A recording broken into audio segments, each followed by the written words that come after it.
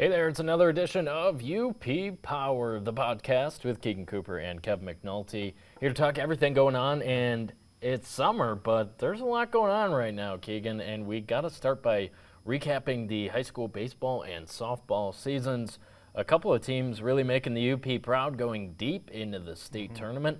Let's start on the softball side of things.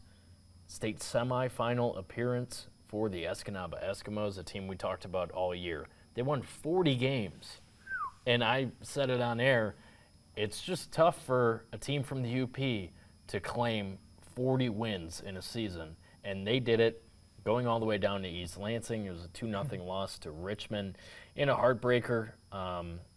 You make an error, 2-run score, can't get a run across at the plate, and that's your season. That's how it goes typically in these close games down the stretch of the year. Yeah, Kevin, we talked about this before, but you get to the postseason really in any sport, and it's the teams who make the least mistakes. And unfortunately, Escanaba gets an error and gives up 2 runs, and then they just couldn't get the sticks going to get anything across. We talked about it the next day with Norway, which we'll get to. If you can't get a run across, you're not going to win the game. Yeah. That was the case for the Eskimos. They rode their horse, Grayson LaMarche, all the way down to East Lansing. Incredible senior season for her. We'll be keeping an eye on her when she plays at Michigan next year. What she did for them in the circle was kept them in every single game, even when the bats weren't hot. They were hot for a lot of the year. And you think about Claire Braun in the quarterfinal game at Central Michigan, coming up with that clutch hit in the 8th inning. That was a very similar game to the one against Richmond that they lost. I mean, LaMarche was outstanding in the circle, 0-0 going to the 8th inning, and they just needed a clutch hit, and they got it from Braun in that moment. It didn't come in the state semis. In 40-5, they finished the season.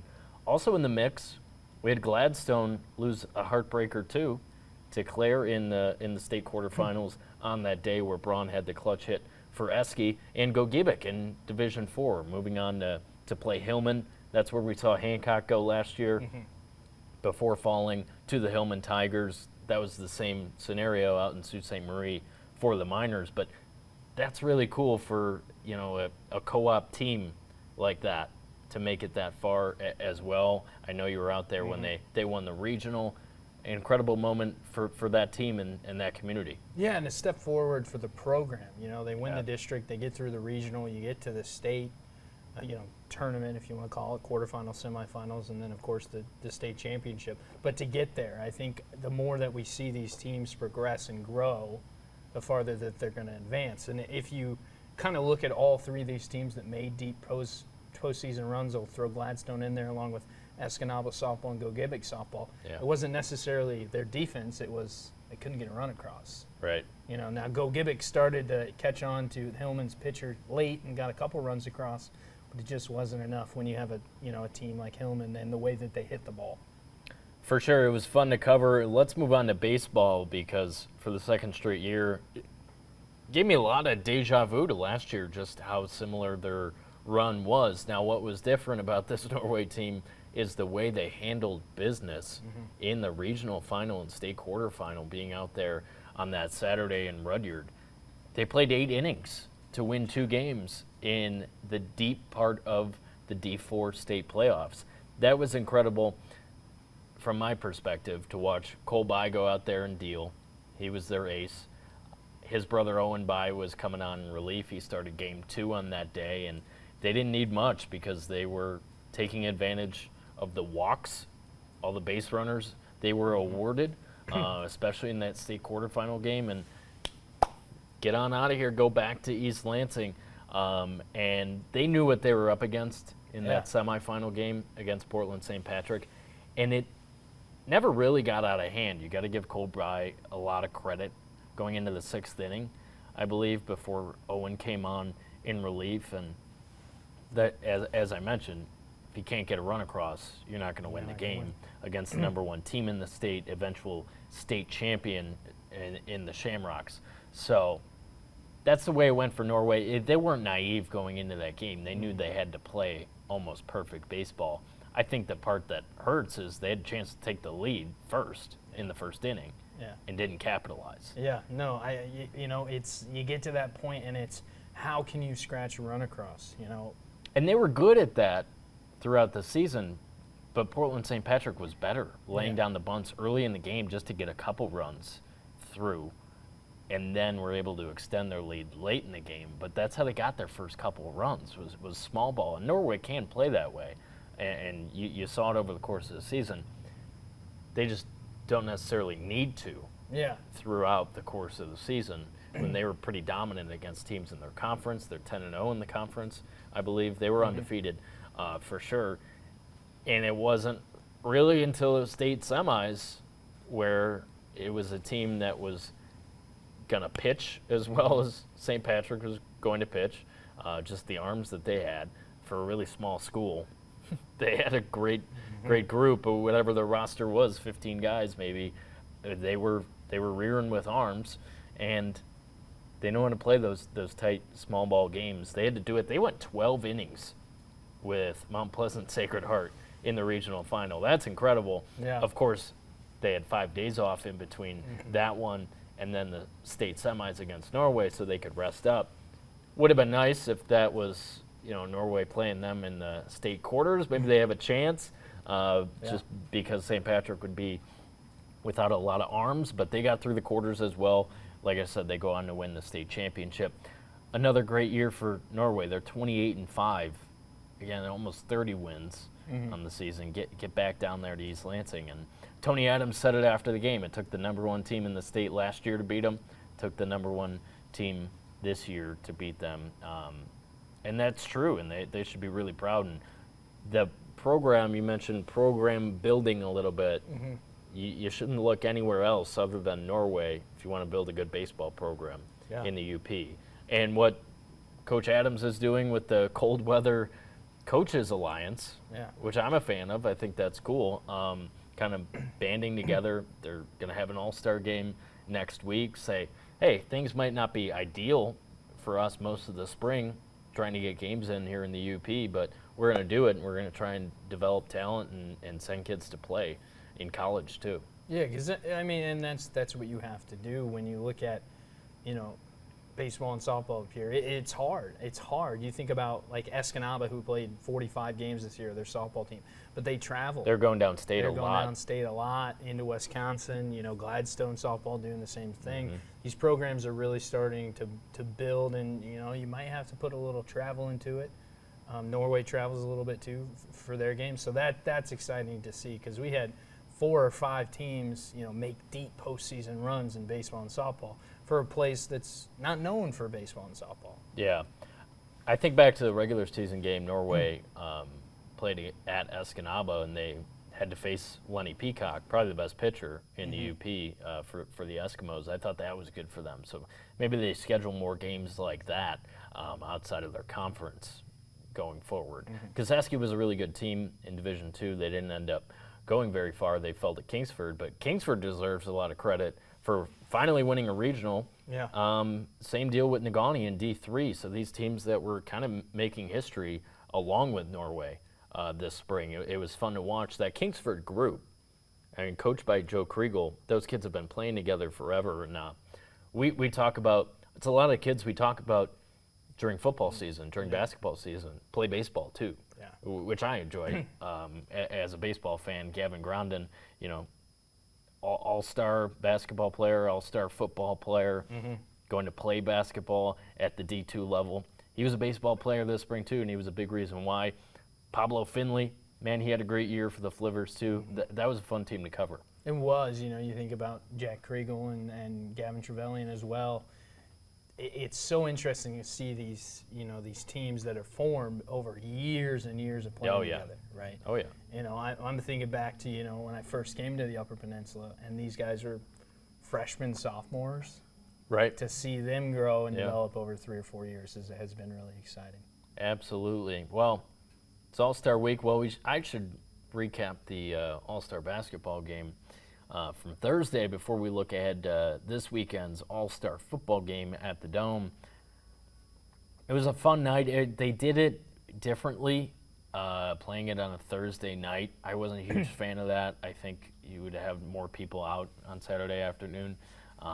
I think they did in the past, even though it was all the way out in St. Ignace, a 5-hour drive for some parts of the western UP. So playing it on a Thursday night wasn't ideal in my opinion, but you had two great games. And the girls' game was low scoring, kind of followed the script of a lot of high school games that we watched over the course of the season. Emily Jokala, I mean, we've been talking about her from Lakeland and Hubble quite a bit this spring because she's incredible on the track, and that's what she's going on to do at Grand Valley State is be a track and field athlete.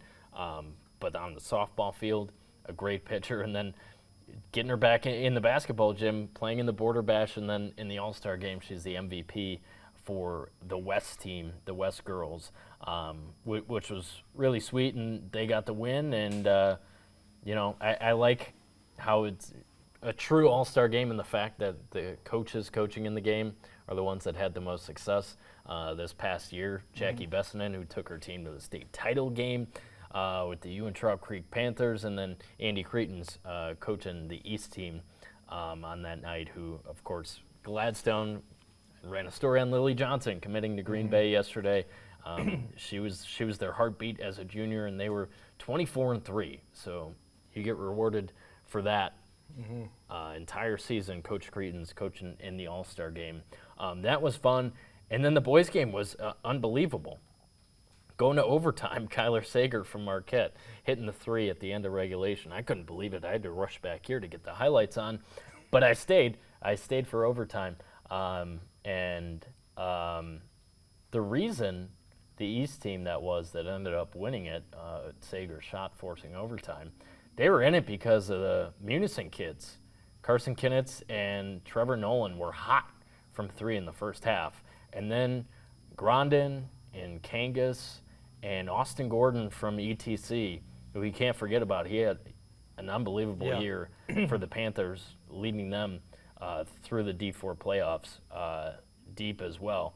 They were really good, and they came back, took the lead, looked like they were going to win until the Sager shot. It was just a thoroughly entertaining game with a lot of talent out there. Morgan Slike playing for the West team as well, so the two Kingsford guys playing with the Iron Mountain guy in Oscar Kangas. It was a great game, and you obviously had two others from Marquette too, Jermu and McPhee, who we watched a lot of because they were so good during the winter season. So that was a fun game, and Border Bash was fun too. Team Michigan gets a win for the first time in a while. No, yeah, the boys. It's so exciting when we talk about UP All-Star Month, because that's really what June has become. Yeah.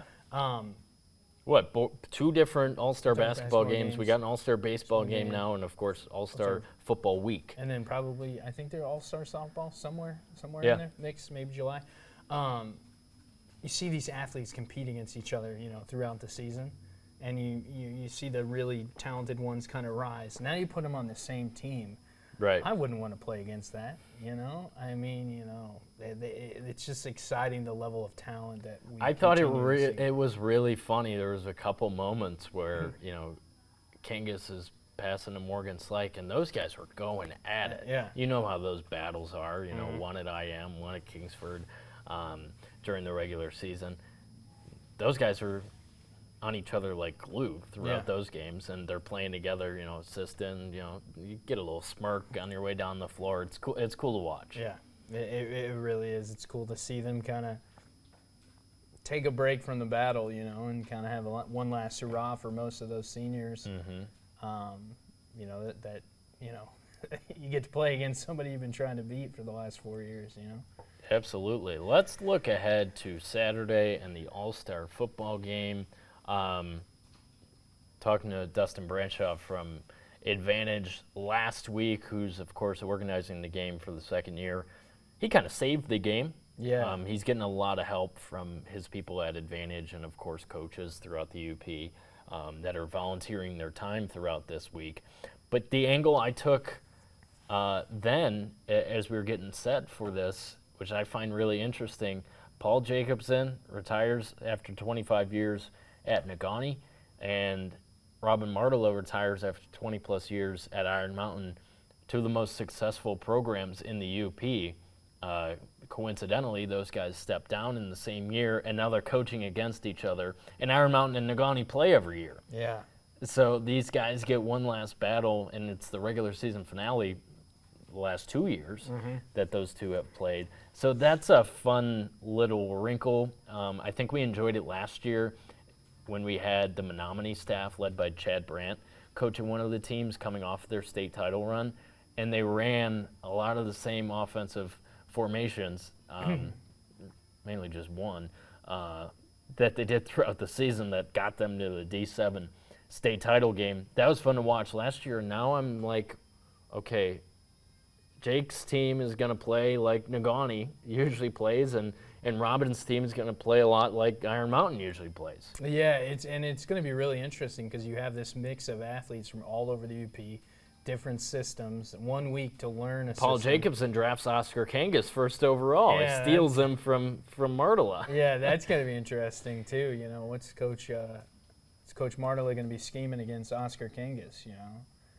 He knows him better than anyone, right? Yeah, so it'll be an interesting battle, and I think it is too, you know. And I talked to Coach Martel on Monday at their first team's practice, but, you know, he's just excited to be there and to be a part of it. And his son, Ian Martela, quarterback for the Mountaineers for 3 years, 4 years, I don't know how many years. But he's capping it off now in the All-Star game. Yeah, one last ride with, you know, his team and some players and building those connections. And, you know, Kyler Sager, I think, said it best. You know, this week can be described as, you know, building that UP brotherhood. You know, we played against each other for years and years. Now we get to celebrate those accomplishments, kind of relive those memories and games, but make some new ones throughout this week. It's been exciting to see here the first 2 days. So Iron Mountain has won 3 of the last 4 against Negaunee. The one they did not win. 4 of the last 5, as I keep going back here, to 2019. The one year the Miners got them was, of course, the year they went down to Ford Field in the state title game. So the upper hand lately has gone to Robin Martela and his Mountaineers. He, of course, is coaching Team Black. That's correct? That's correct. Yeah. Coach Team Martela and Team Black. It'll be interesting, and like the rosters are so big, about 40 players on each side. I don't think we can go through one by one, but there are some weapons for each team. And also on Team Red, along with his teammate Oscar Kangas, is Alex Jane, the running back from Iron Mountain. I imagine he'll get quite a few carries on Saturday. I think they will be moving the football through his hands quite a bit. I mean, when you think about what he did for the Mountaineers this year, or this past season, you know, it'll be good. Going to play at NMU. I might give the edge to Team Red just looking at what they have on the line, too. Kevin Giuliani won an 8-player state title with Crystal Falls. And then Mason Tappy from Kingsford, the defensive end, is on Team Red as well. He was one of the high picks for them. First pick for Team Black, Kyler Sager, the wide receiver from Marquette. That's some athleticism that will help Team Black for sure on Saturday. And they got a lot of talent here. Drew Bradley from Marquette is probably going to be the main running back for the Black All-Stars. So that'll be a battle, and I wonder which, you know, if they're going to run the ball, how much they're going to run the ball. We know both those coaches like to with their high school teams. You look at a guy like Dave Carlson playing D-end for Team Black, too, from Negaunee. That's a big get for Robin Martela, stealing one from Jake. Yeah, no, I think I look at both these rosters, up and down, a lot of talent. I think if I gave an edge to anyone, Aaron Hughes from Gladstone playing for Team Black. I think great lineman. Yeah, I think maybe Team Red has maybe a little bit more athleticism, but I think maybe Team Black is a little bit more sound, maybe defensively. I think I think you know, you always want it to be a high-scoring game. You know, it's an all-star game, but I really think UP teams pride themselves on defense. Yeah, but I think both teams are probably going to break at least one through for 40 plus yards. 40, 50 yards, yeah. You know, you said you think you give Team Red the edge. Yeah. I think I'm going to go Team Black, you know. Give me a score. 45 Ooh. 32. Okay. Team Black. How do you get to 32? Safety. Okay. Okay. You got to throw that wild card in there. Yeah. Safety. That's a wild guess, but yeah, 45-32 with the safety. I guess you could go 4 touchdowns, 4 2-point convert. No. To Four, get to four, 4 touchdowns. Wait, no. Or quick math. 3 touchdowns gets you to 4 touchdowns for 7 gets you to 28. Yeah. That's on the table. Yeah. Yeah.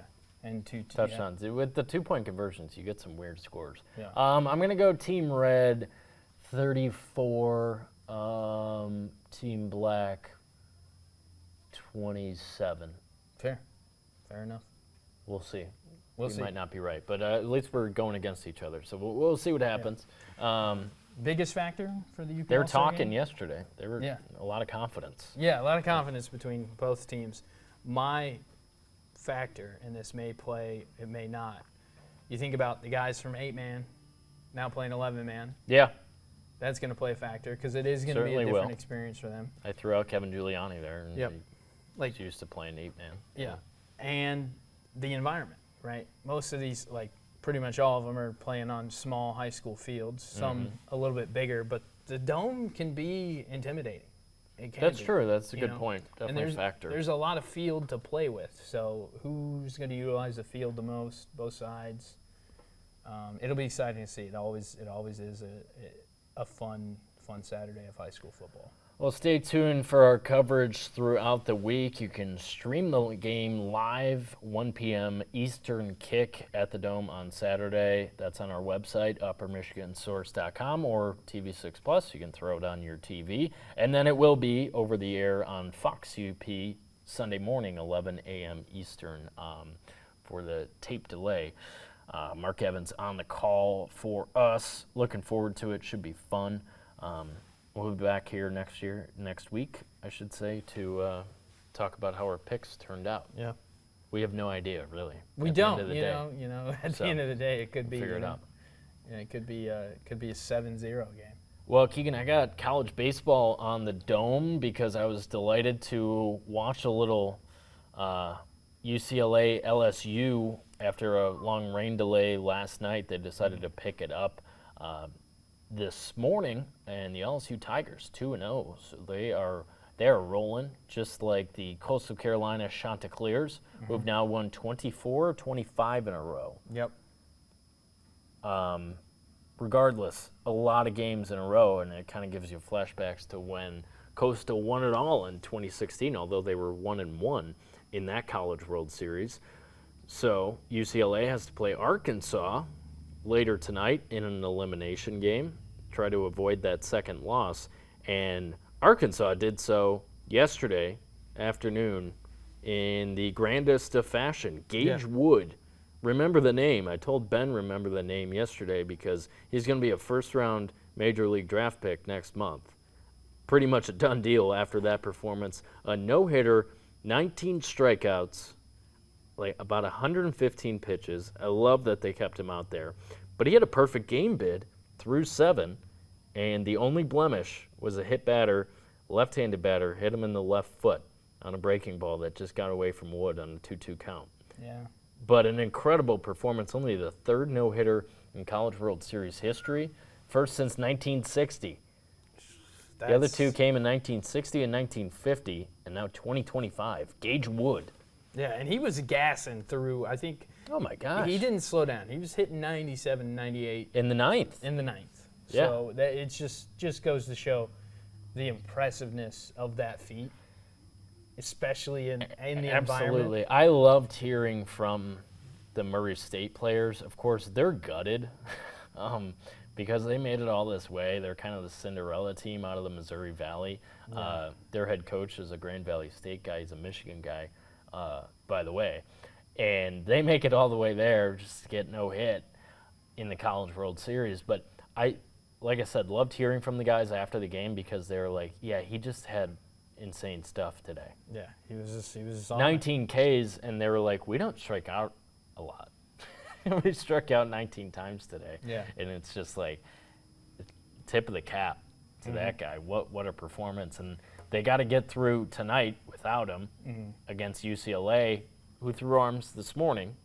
I think they sent 6 different guys to the mound. They threw out their trying to save innings. their star freshman closer too, which I don't think that was a good idea in a 3-run game, I think it was.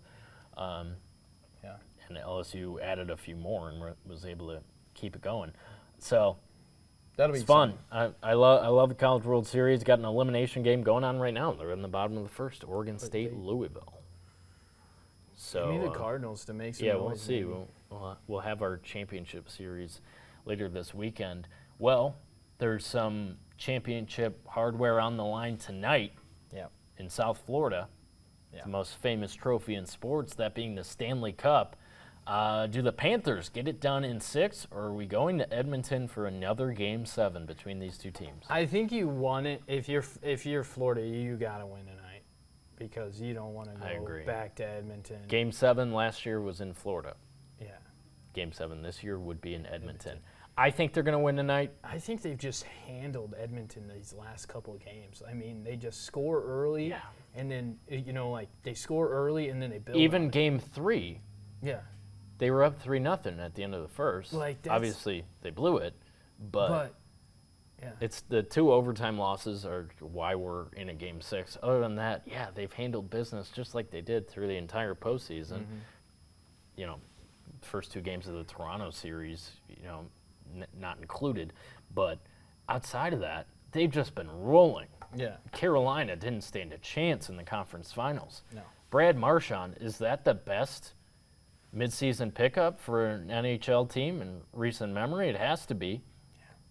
Yeah. Also, Sam Bennett has 15 goals, but Brad Marchand has the most important goals. I mean, off the center ice face-off the other night for that first one, an insane play. And you're on the ice with Connor McDavid, and you're playing like the best player on the ice. That's darn impressive. He just exploded, and it looks like he gets to places where he knows he can get to have a good look at the net, and he's been doing it throughout this postseason. And there's going to be a debate. I think there is a debate right now if they get it done. Who wins the Conn Smythe? Is it Marchand or Sam Bennett has 15 goals in the postseason? Fair. And I like how they do it in the NHL where it's the entire playoffs. Fair. And not just a series because, we had the debate, Siakam, Halliburton, it was 5-4, like a Supreme Court ruling in the conference finals for the MVP. But are you giving it to Marchand or Bennett? I don't know. Let's see how game 6 goes. Oh, yeah, that's a good point. Yeah, there's at least one more yeah. game to play. Yeah, I think I think we're in agreement. Florida, if you're going to win it, you got to win it tonight because you don't want a Game 7 in Edmonton, because when anything can happen, Yeah, and Florida's key to the game, and we've seen it in this series, and we've seen it pretty much all season, is they get ahead early, they get on the board early, and then they just add to it, right? And not that they're coasting, obviously not. It's the Stanley Cup Finals, but if you score 1 or 2 goals early, then you can take a deep breath because you've seen 2 goals, 1 or 2 go in, and then they can be a little bit more, precise on when they're going to attack. Yeah, and Florida is so deep. I mean, Barkov is probably the best 2-way player in the league. Yeah. He's been incredible too, teeing these guys up to make sure they have good looks at the net. And it's been one of the most high-scoring Stanley Cup Finals ever. They score like crazy. What do the Oilers do in net? I think it's going to be Skinner, but if they lose tonight or they lose in 7, that's something they absolutely have to address. I don't know what the money situation is exactly. What's out there for them to make an upgrade at goaltender, but you just have to think. If they had a number 1 guy like Bobrovsky, then they're probably winning one of these 2 cups. And with McDavid and Draisaitl, in the prime of their careers. Yeah. It's a tough pill to swallow for Oilers fans, and the Oilers are everything Yeah, I mean, You know? they've breathed life into Edmonton, Yeah. but you're going up against Florida, man, and they steamroll teams. That's why I think Panthers are a big favorite tonight. Minus 155 on the money line. Edmonton's plus 135. Yeah, give me Florida. I think so too. Especially if Florida gets on the board in the first period. If They're you're going to. Yeah, they're going to. They're going to score. They might score in the first 2 minutes. They have. Yeah. How many times? A handful of times in this Handful of times. postseason. So I'm sorry, Edmonton, but it's just not your year. Not the way that Florida's playing. And not with how shaky the goaltending has been for the Whalers. Honestly, Yeah, credit to them for getting to this point. You think about, I mentioned the Toronto series for Florida when things got hairy and they were down 0-2. It was the same deal from the get-go of these Stanley Cup playoffs for Edmonton, where Skinner was not good in the first couple games of that LA series to open the playoffs. Yeah. And they go down 0-2 and they're able to get back because they have a guy named Connor McDavid. McDavid only has one goal in these Cup finals, and it's not to say, oh, he can't handle the moment or anything like that, but he just hasn't been McJesus. He's been McDavid. Yeah, true. And I mean, I'm just looking at it right now. Like, the Oilers have 3 goaltenders listed, and then you look at the Panthers, and it's Bobrovsky. Yeah, that's exactly You know? right. You know, it's like you'll put it in layman's terms. And it's like, who do you have more confidence in if you're Chris Knobloch? Yeah. Who do you put in that? Is it Skinner or Pickard? Either one is probably going to be in their head, and goalies a mental position, game, 100%. Yeah. So I don't know. I wouldn't feel good about that one, especially. Man, those Panthers fans get after it now. Yeah, They're into wild. it. Obviously, it's not a hockey town, but this team is really darn good. It's the best team in Miami since the LeBron Heat. So they're pretty fired up. Yeah, no, gives them something to cheer And for. it's not a fun place to play. No. Let's go to the NBA, where these two series have kind of followed the similar script, weird, yeah. where the Thunder are the better team, like the Panthers are the better team, but you have this Pacers team hanging around, and it felt like the wheels fell off last night in Game 5, tied to 2-2 in OKC. Tyrese Halliburton was 0 for 6 from the field. I understand he was injured, but he shouldn't be out there if he's going to go 0 for 6 from the field and finish with 4 points. Yeah, and he has to be great. And yes, he makes a huge impact when he's not scoring the basketball, but he wasn't last night. No. So what was he doing out there? McConnell was the spark Yeah. in the third quarter when they cut it to 2. That's why I don't think it's a done deal whatsoever that the Thunder win in 6. I actually think they're going to win it in 7 back at home. Because the Pacers, they find ways, and Siakam's so underrated. He is so. And I think if the Pacers were to somehow pull out this series, he'd be the Finals MVP like he was in the Eastern Conference Finals. But it was Siakam's 3 last night that cut the OKC lead down to 2. And it's like, how are they still in this? Halliburton was playing horribly. The lead was double digits for most of the game, really. And they got back into it, and there were just a couple huge possessions where Jalen Williams got downhill, and that guy's a superstar in his own right. I know he's playing in SGA's shadow a little bit. SGA's the MVP, and he should be. But Jalen Williams, at some point, and obviously the Thunder will be, and their fans, perfectly happy if they get a title here. But I'm thinking into the future, it's like Jalen Williams could be a superstar, and then you get flashbacks to KD and Westbrook and Harden, all 3 of those guys MVPs, really young, going to the finals, playing together, but it didn't work out in the long term to keep those guys together because of egos and money. No, I think the ego issue with OKC is a lot lesser these days, because these guys are so tightly knit and they're like locked on business. Jalen Williams doing the interview with SVP last night, cool as a cucumber, didn't care that he scored 40 points in a finals game. Like, that's sick. You know? I mean, he like, should be fired up after that. And Jalen Williams just like, yeah, my teammates really put me in good spots tonight. And I think that's just kind of how they are. yeah, I mean, And SGA's the same way. Yeah. I think that's why people struggle with him being a superstar. He's not all about me, and he doesn't talk trash. and he's not out in the media, and he's not making the headlines No. and things like that. He's just a good basketball player. The other thing with the Thunder is they're so thoughtful when they answer questions. These are things that, as a reporter, like I make note of when I watch on TV. They're so thoughtful, and they think about everything from a basketball perspective, from a life perspective. That's something I really appreciate because I think that's cool, and it helps fans get to know players a little bit better. And it's different from what we've come to understand about the NBA, where it's all about me and scoring the rock, and Making money. there's and- got to be a yeah. show. They're just out there hooping. Yeah, and I think that's what they have to do. If I do agree with you that I think OKC probably wins it in 7, but if the Pacers play like they did, Well, if Game Halliburton 5. plays like he does, it's over in 6. yeah, it's over in 6. He's got to score. He's got to score. He's got to be their guy. He's got to control the pace of the game.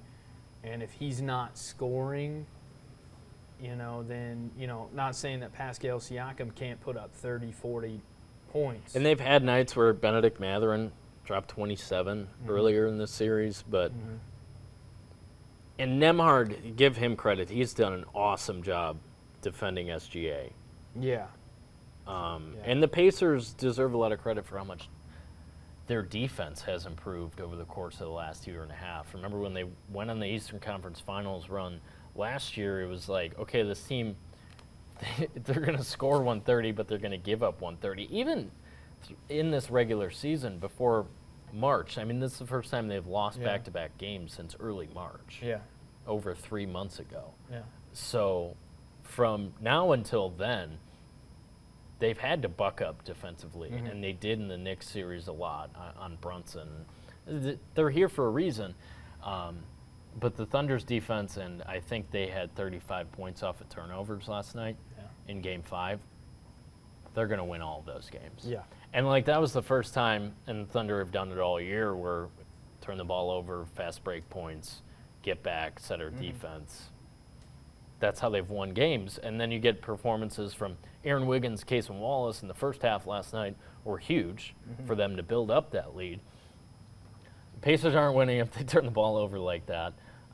They got really lucky, I'll call it, in Game 1 where they turned the ball over 20 times in the first half, And they won. and they were able to hang in there. That was not the case last night. No. Not with Halliburton playing like that. I think Rick Carlisle, as much credit as he deserves for leading this team here, he should have stuck with McConnell last night. He was the guy, he had 18 points in not that many minutes. Fair enough. You know who I would be afraid of in the NBA if he puts on some more muscle? Chet Holmgren. That Oh, guy absolutely. is going to be. And It's only his second year, 3 years since he was drafted, but Yeah. he missed an entire season.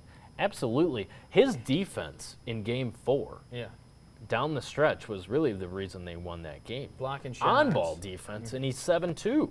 Yeah, moving side to side. He's not just sitting in the paint. And Lou Dort's the best on-ball defender, perimeter defender in the league. And Alex Caruso is the man. Alex Caruso. I loved is watching the- him yeah. when he was with the Bulls, and always thought he deserved to be on a proud franchise, and he is. So that's good. And he's like Unk in the room. He's Yeah. 31. He's the old head, Yeah. which is crazy, who has title experience too with the Lakers in the bubble. Mm-hmm. So that goes a long way. Man, that guy works his butt off. On the court, off the court. It's just, you see it out there. Yeah. Like, that guy works at it, and he calls out, offensive sets for the Pacers. At this point in the series, these teams have gotten to know each other, and I think advantage Thunder because they're a better team, Yeah. and they know what the Pacers are trying to do. And that was, I think, why Indiana was able to win in Game 3 is Halliburton got into the paint, and then that opens so much up where he's hitting Nesmith for a 3 or Nembhard for a 3. And all these guys, if not, finishing at the bucket and scoring, like you've talked about, he needs to score too. Yeah. So that was the difference in Game 3. I don't know if they can get back to that in Game 6. Yeah, because that's the challenge. They're going to have their home crowd. Yeah, but the Thunder are going to, the Thunder are probably going to sink in and say, hey, if you're going to beat us, you're going to beat us from the three-point line, which, not that the Pacers can't shoot the three well, but I'd let them shoot the three. My concern for the Pacers is that the Game 5 loss last night was too deflating. Yeah. Or it felt like the series was on the line, and in a 2-2 series, Game 5 usually does decide it. And being on the road, having Halliburton out and not making a field goal, you just saw it, kind of set in. Yeah, it was like, hey, we're probably not going to get this done. But if they're able to get Game 6, then it's Game 7. Anything can happen. Like they always say, I believe it's true. Yeah, I think that, and I'll make the comparison, when Giannis came into the league, he kind of looked like Chet Holmgren when Chet came into the league. Yeah, I agree. In the next 3 to 5 years, Chet Holmgren, I mean, oh my gosh. He's never going to play like Giannis, but I totally agree that if he beefs up just a little bit, he'll just because he's already darn good. Yeah, he'll just be dominant. And can shoot the three. I don't think, his body type, I think, people don't like watching him because he's so lanky and long. But if you watch the tape, it's all good stuff. Yeah, it is all good stuff from him. Yeah. So I don't know. I'm curious to see if the Pacers can bring it in Game 6. 'Cause if they don't, they're going home. They're done. Yeah. They are done. Let's talk U.S. Open. Oh my gosh. That was Oakmont.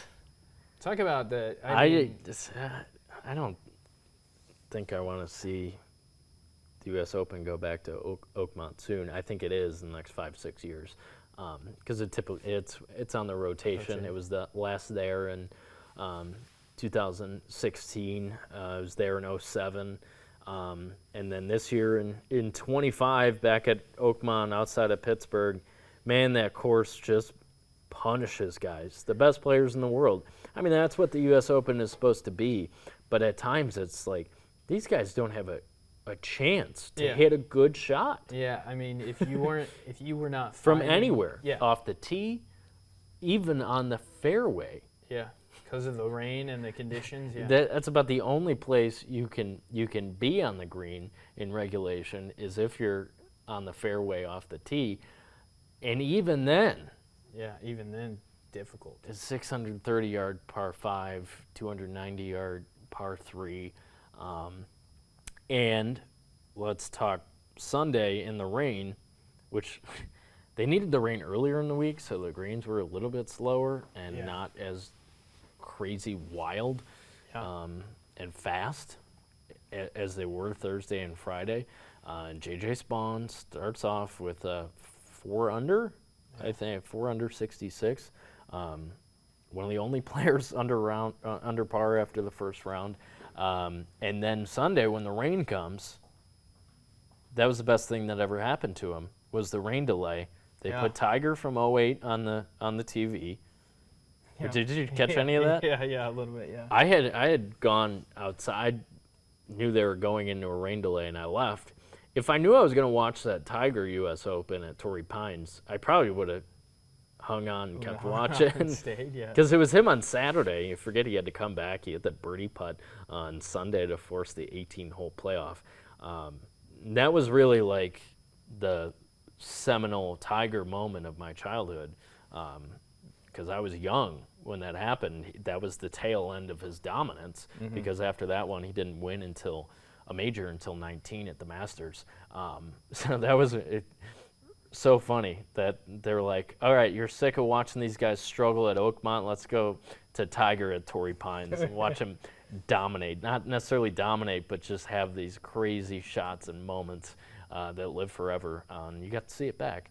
But I brought up the rain delay as it relates to J.J. Spawn. Yeah. Because he bogeyed 5 of the first 6 holes. Yeah, and he went out in 40.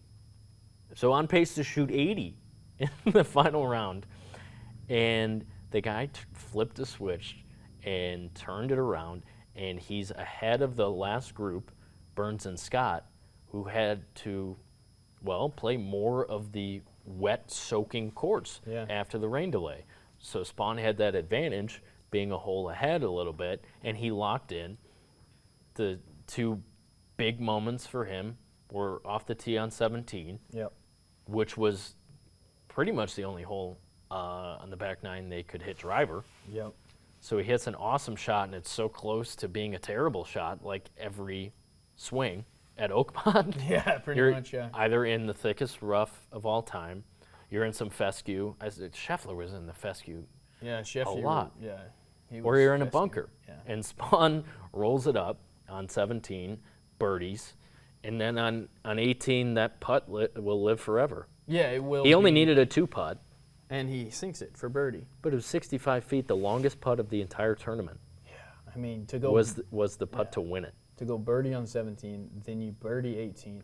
And I don't really think he was... Birdie to win at Oakmont. I think two. I heard, don't quote me on it, the only one to do it is Ben Hogan. Yeah. Yeah. Birdie to win it. Wild. Just that leaderboard, the back nine was so fascinating. I didn't enjoy the tournament all that much until we got there, and it was like, oh my gosh, after Burns doubled on 15, you had 5 guys tied at plus one, I believe. Mm-hmm. And McIntyre, the left-handed Scotsman, would have been the first lefty to win the U.S. Open. Phil never did it. Wow. I forget that Phil doesn't have a Grand Slam because he finished second at the U.S. Open 5 or 6 times. So McIntyre would have been the first lefty to ever win it. He's in at plus one, shot a 68. And you're like, is that going to do it? And Scheffler's hanging out at like plus four. Yeah, he birdied and then went down to plus 3 and then he had a bad hits bogey. another one of those birdie putts. You're like, oh my gosh, if he's in at plus one. You're talking. Are we getting Scotty in a playoff? I don't trust anyone to beat Scotty in a playoff. Didn't get there. Yeah. And I like that Spawn didn't, leave it up to anything other than he went out and won it. Yeah. No one else lost it. Exactly. Burns on 15, I mentioned his double, and that kind of spiraled him out of the leaderboard. Do you think he should have gotten relief? We're not like USGA officials or anything. But did you see the video of what he was hitting out of? Yeah, it was ridiculous. It was ridiculous. Yeah, you stepped on it, and a couple inches of water came up. Yeah, so you hit that shot, and of course it was a horrible shot. He threw the club, and water splashed everywhere. Yeah, it's so hard. Because he got I'm going to call it a second opinion. Like he went to the first doctor, didn't trust it. You get to ask a second person for relief. They didn't give it to him. Yeah. And the other side of the fairway was dry. Yeah. Not necessarily dry, but it wasn't standing water. Yeah. Even if he was only able to move it, because they were squeegeeing over to that side of the fairway. I thought it was a really bad break. I thought they should have given him the relief. Does he win the tournament if they do? Probably not, because he would have been. Or at the very least, you're in a playoff, maybe. Well, at the very least, he's not doubling 15. Maybe it's just a bogey. Maybe he pars it, and then I don't think that necessarily sends him on the spiral. Yeah.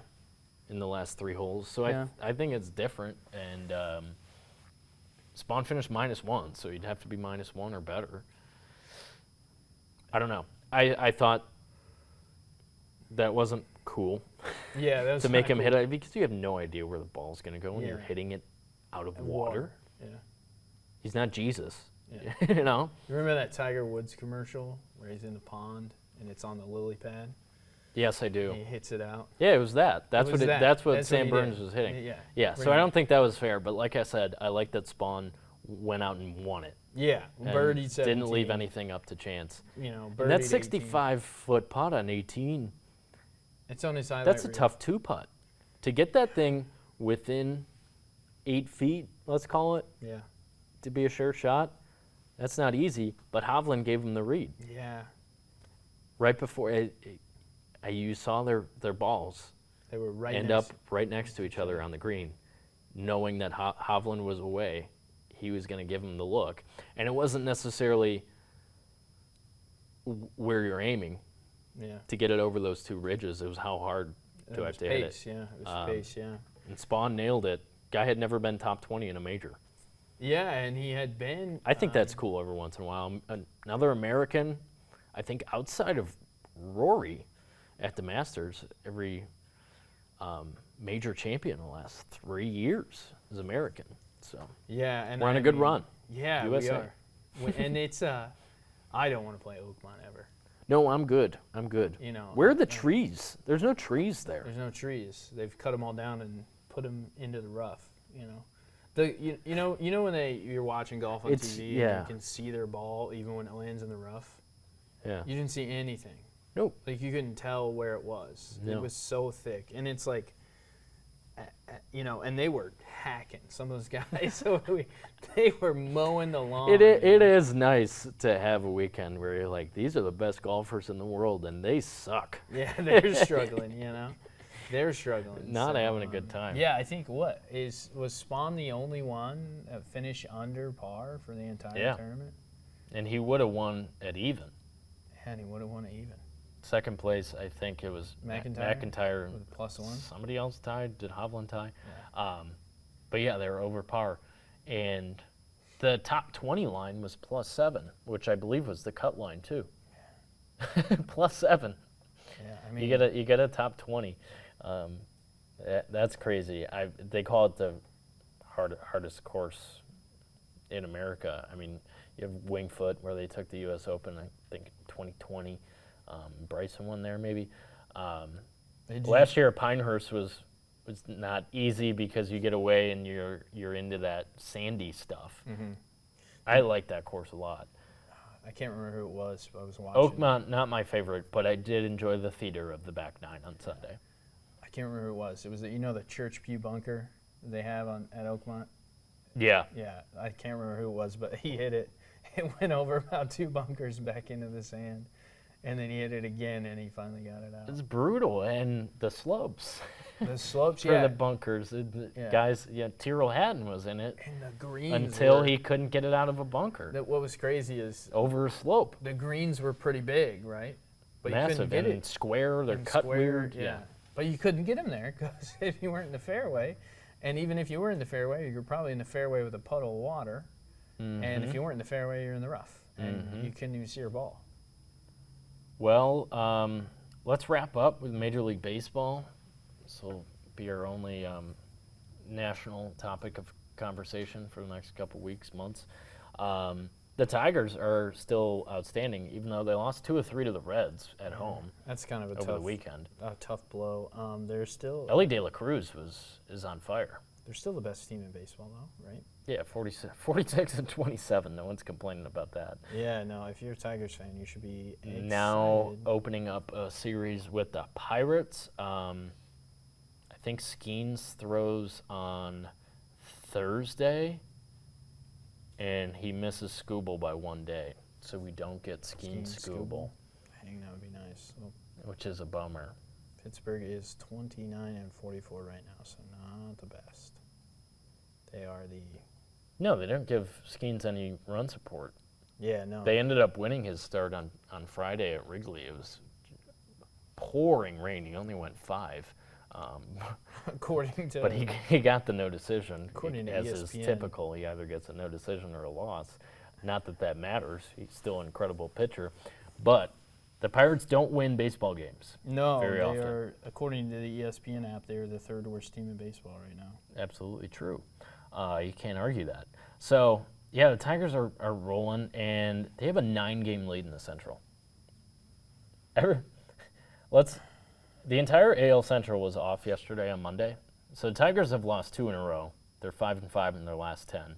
Not good for them. Not good for them. But when you think about Minnesota's in second place, a game over 500. They've lost 4 in a row, 2-8 in their last 10. Cleveland, 35-35. They've lost 3 in a row. They are 2-8 in their last 10. Ugh. Kansas City is 34-38 now. They've lost their last 6 and are 2-8 in their last 10. And the White Sox, of course, way out of it, 23-49, lost 5 in a row. 4-6 in their last 10. So Well, take that. There you go. Um, There you go. but it's the Tigers' division. Just like we'll talk Brewers briefly. They're only 5.5 back of the Cubs, but I have a tough time believing they're catching Chicago. I don't think anyone's catching the Cubs. I do think the Cardinals catch Milwaukee if Milwaukee doesn't continue to play good. It's only a 1.5 game difference right now. St. Louis isn't playing that well, but the NL wild card is going to be tough, and I think some pressure has been applied to the Cubs since the Giants went out and got Rafael Devers. How about that trade on Sunday? The Giants are getting ready to play Sunday Night Baseball against the Dodgers with Kyle Harrison on the mound. And about 6:45 Eastern time, I get the passing alert. Rafael Devers has been traded to the San Francisco Giants for Kyle Harrison and 3 others. Right after the Red Sox has swept the Yankees and Devers went yard at Fenway. I can't fathom. People were comparing it to the Luka trade in, what was that, early February. It's not quite there, but Devers was the guy in Boston. He was on that 18 World Series team, so he was a rookie in 17. He's been there 8 years.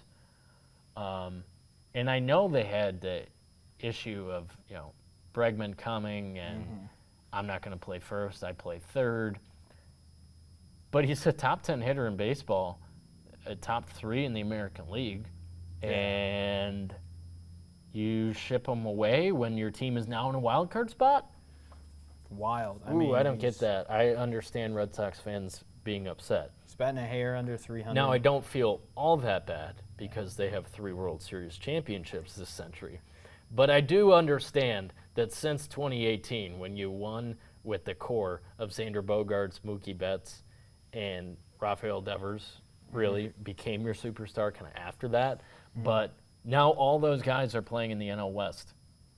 Bogaerts at San Diego, Mookie Betts obviously with the Dodgers, and Devers with the Giants. It's wild. So he's hitting on the season 272 with 15 homers and 58 RBIs. When he's at home, he hits. He's a 30 home run guy, 100 RBI guy, 120 RBI guy. Yeah, he's at home. And as a left-handed bat, he's going to hit a lot more home runs in San Francisco if he pulls the ball. Yeah. If not, it's going in that deep alley, 421, where the brick wall meets the padded wall out there. And he's the best hitter, best power hitter San Francisco has had since Barry Bonds. You forget about that. They haven't had a 30 home run guy. I just called Devers a 30 home run guy. They haven't had that since Barry Bonds. They won 3 World Series where Brandon Belt and Pablo Sandoval were their power hitters. Yeah. And, you think about it right now, he's already got 15. Everybody's played. They really won with pitching those 3 World Series. That was their calling card with Bumgarner and the fellas, Lincecum, Matt Cain, back in the day. But they didn't have a power bat. Sandoval 2012, Tigers fans remember, the 3 home run game was at game 1. But yeah, I think it's fun. The National League just got a lot more interesting, and I think the American League, I just went through the AL Central teams that are playing like dog water, but they're going to be in the wild card race because the American League's not that good. Yeah. The Yankees are going to win the East. The Rays are playing really well, but I think the Yankees are going to win the East. Tigers are going to win Central, and the NL West stinks. The Astros are in first place right now, and the Mariners are the only other team above 500. They're 36 and 35. Yeah. Talk about it in the NBA, how the West is completely loaded. And the East is? And the East is nothing. Yeah. Pretty much. Yeah, nothing. Especially without Jason Tatum next year. And the MLB, it's a little bit like that. The National League's loaded. You have 4 really good teams in the NL West. 4 potential playoff teams in the Central. And I think we'll still throw the Braves in there. Probably not their year, but 3 potential playoff teams and 2 for sure with the Phillies and Mets in the East. And the National League's loaded. And you just can't say the same thing about the AL. Yeah, it's kind of, the Yankees and Tigers, Maybe Houston. That should be the ALCS, right? I'm not crazy. No. It should be. I hope it is. I think we deserve 7 games of Yankees-Tigers Yankees Tigers. and not a 5-game or 3-game. That would never happen because, like I said, they're going to win the divisions. But that's what it should be in the AL. And in the NL, not a clue. Mets, Phillies, Cubs, Dodgers, Giants, Padres. You know? Yeah, man. I mean, it's kind of a. So we'll see. Yeah. And trade deadline season kind of just begun, right? Yeah. With the shocking Devers trade on Sunday. So we'll see where it goes from here. Tigers will be buyers. Brewers will be buyers. They traded for Andrew Vaughn. Well, that'll be a little project for them. They sent him to AAA. We'll see where it goes. But thanks for joining us on this edition of the podcast. We'll be back next week. Excited to talk more All-Star stuff. More All-Star week indeed. For sure. For Keegan Cooper, I'm Kevin McNulty. Thanks for joining us. We'll see you next time.